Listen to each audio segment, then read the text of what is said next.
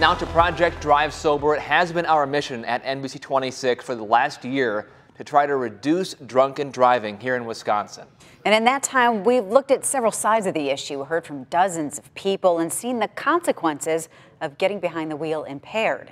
Tonight, NBC 26's Matt Jarko puts it all together and shows us how that one decision has affected so many people.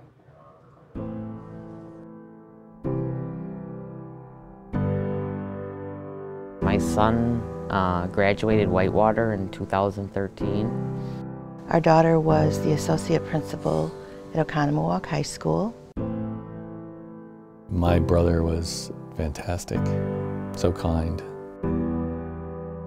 They were hit head-on by a drunk going the wrong way at 93 miles an hour.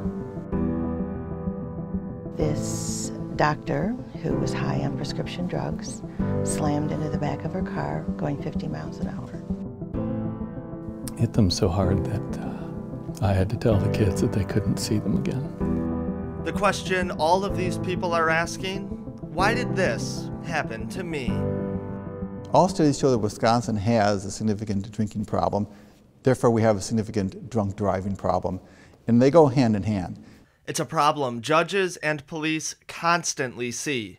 It never ceases to amaze me how often we end up with drunk driving issues every day of the week. And when you look at the numbers, you see the consequences. They just had no chance. Locally, law enforcement says between about a third and a half of all deadly crashes involve alcohol or drugs, but they don't have to. Getting behind the wheel impaired is an individual decision. And unfortunately, we have too many people that are making that decision in Wisconsin. Some lawmakers, like Jim Ott, are weighing the punishment with the crime. What I've been trying to do in the legislature is increase the penalties for some of the offenses, because I think our penalties don't match the severity of what the person is doing. Wisconsin remains the only state where a first-time drunken driving offense is not a crime. This year, Ott introduced a bill to change that. It did not get passed.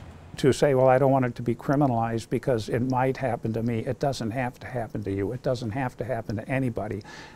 No one has to get behind the wheel impaired. What's your date of birth? Wisconsin has made some progress to prevent drunken driving. Bills to toughen penalties on repeat offenders, close OWI loopholes, and strengthen ignition interlocks have gotten legislative support.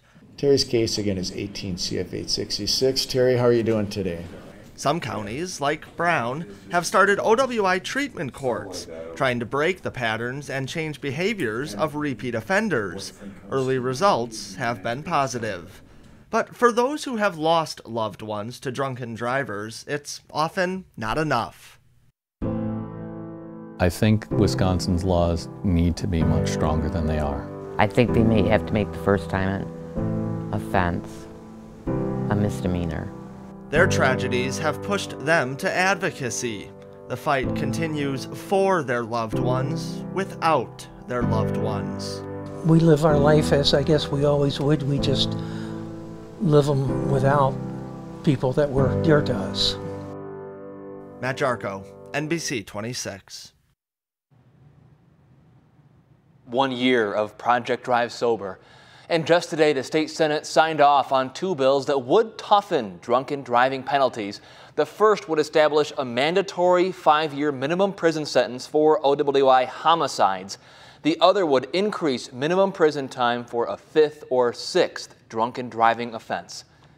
For more on Project Drive Sober, visit our website, NBC26.com. There you can find a full list of stories on this issue.